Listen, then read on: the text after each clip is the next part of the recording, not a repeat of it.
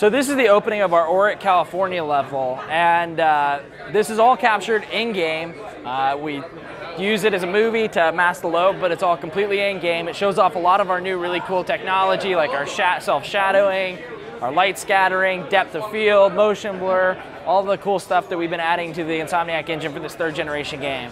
The story here is that Nathan Hale, who you're seeing, is with his Sentinel team, and they're chasing one of the Chimeran battleships that they damaged in the Battle of San Francisco. So they're off into the redwood forest of California towards this lumber town where the ship is at.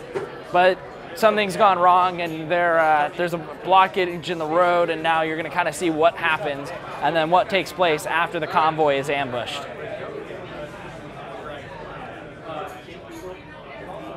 This also really nicely shows our motion capture. We use motion capture for the first time in Insomniac, and it's turned out really well. We also motion captured the camera. We use the InterSense camera, which allows you to mocap the actors first and then go back and do the camera later. So you can capture the performance from tons of different angles. It's really nice.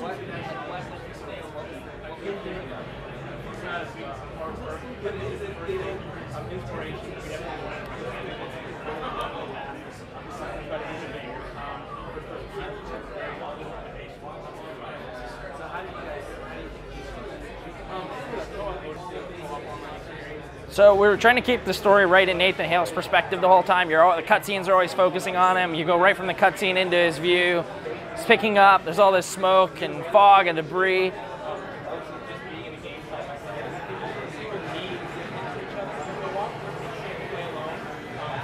So Billy's using the Marksman right now, and the Marksman's kind of our mid-range battle rifle. It's really great because it's scoped, it fires a 3-shot burst. It also has an awesome alt fire where it can fire out electrostatic orbs that are kind of like automated turrets and do a lot of damage. Great for flushing out enemies, a bunch of enemies behind some cover. We really like the beginning of this level because it kind of gives you this awesome like chaos and a little bit of confusion. You know, you're just seeing the fire coming out of the fog, and you don't really know, fog and smoke, and you don't really know like what's going on. So you're just kind of blindly fighting your way through this mass before you kind of get out into the clearing. So there's the electrostatic orb like wreaking havoc. It went up and started firing electricity down on all those guys on the ridge.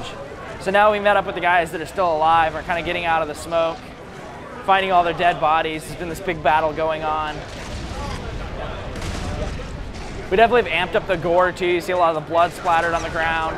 If you use grenades on enemies, they are very apt to explode into lots of chunky pieces. We have some really visceral weapons like this Magnum. When you shoot it, the round will stay lodged in the enemy, and then you can hit the alt fire to blow it up afterwards, which is great for taking out his buddy. Just blew those guys up. Oh, throw a grenade into him, maybe. No, too late.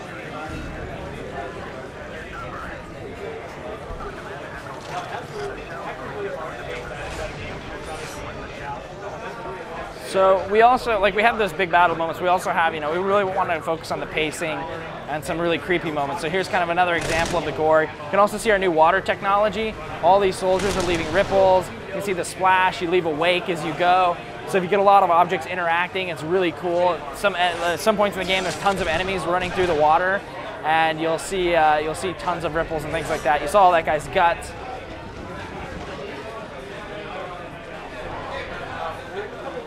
The water is also reflective and refractive too, which is really a technical challenge.